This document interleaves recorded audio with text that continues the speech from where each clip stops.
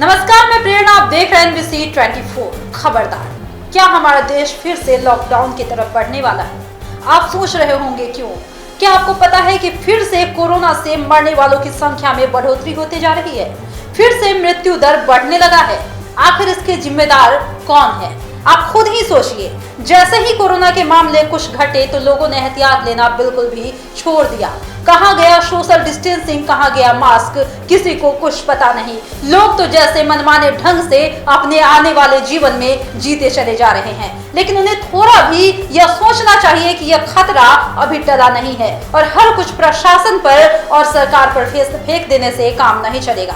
आप क्यों नहीं सोचते कि ये जो कोरोना है इससे सिर्फ सरकार ही चपेट में नहीं आएगी, प्रशासन को ही नहीं होगा, इसके चपेट में आम जनता ही आएगी। लेकिन क्यों समझे हम भला, हम तो भाई अपनी आदत से ही मजबूर है। तो आइए आपको दिखाते हैं ये वीडियो कि क्या है मामला, किस तरह से कोरोना से फिर मृत्यु दरों में बढ़ोतरी हो रही है और आपको जानने की जरूरत है कि कोरोना से बचना कितना जरूरी है। कोरोना की दूसरी लहर कम होते ही लोगों ने एहतियात लेना छोड़ दिया। ऐसा लगने लगा जैसे अब हमारी जिंदगी सामान्य हो जाएगी। इस बारे में भी एक्सपर्ट्स ने विचार विमर्श शुरू कर दिया कि तीसरी लहर खतरनाक होगी या नहीं, लेकिन इस बारे में कुछ भी पक्के तौर पर नहीं कहा गया।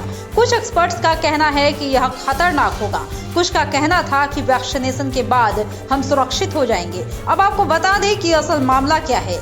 यूं तो देश के लगभग हर राज्य से लॉकडाउन समाप्त किया जा चुका है, लेकिन पिछले 24 घंटे में कोरोना के जो आंकड़े सामने आए हैं वह रोंगटे खड़े कर देने वाला है।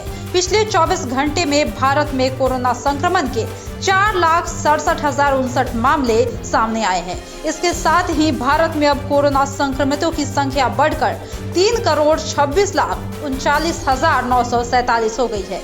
केंद्रीय स्वास्थ्य मंत्रालय की ओर से जारी आंकड़ों के अनुसार कोरोना से पिछले 24 घंटे में 509 लोगों की मौतें हो चुकी है। इन मौतों के बाद अब देश भर में कोरोना से मरने वालों की संख्या बढ़कर 4,37,370 हो गई है। अगर कोरोना संक्रमितों की ये आंकड़े ऐसे ही आते रहे तो देश एक बार फिर से लॉकडाउन की ओर बढ़ सकता है। अभी हाल में ही बिहार सरकार ने लॉकडाउन के खत्म होने की घोषणा की है। इसके बाद भी सभी सार्वजनिक धार्मिक स्थलों को पूर्ण रूप से खोल दिया गया है। स्कूल कॉलेज को खोल दिया गया है। शर्तों के साथ धार्मिक सामाजिक समारोह करने की छूट भी दे दी गई है। लेकिन जिस तरह से कोरोना संक्रमण और मौतों के जो आंकड़े सामने आए हैं उसके आधार पर यह अंदाजा लगाया जा सकता है कि सरकार अपने फैसले को आंशिक रूप से भी बदल सकती है।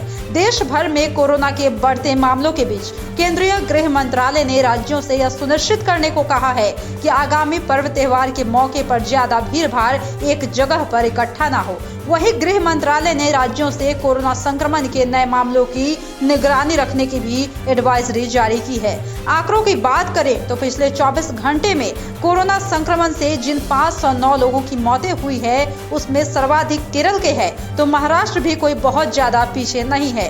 कोरोना की वजह से जहां केरल के 180 लोग और महाराष्ट्र के 170 लोगों की मौत हो गई।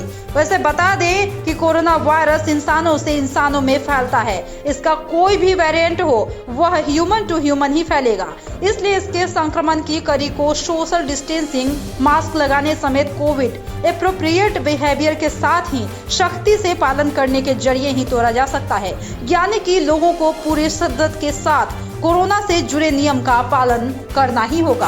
तो हम आपको दिखा रहे थे कि कोरोना से किस तरह से मृत्यु दरों में बढ़ोतरी देखी जा रही है। तो अभी से भी वक्त है, संभल जाइए, एहतियात लीजिए, सोशल डिस्टेंसिंग का पालन कीजिए और मास्क लगाइए। नहीं तो वो दिन दूर नहीं कि फिर से हमारा जीवन जो सामान्य है वो फिर से उसी मोड़ पर चला जाएगा जहां से हम लौट कर वापस आ रहे थे।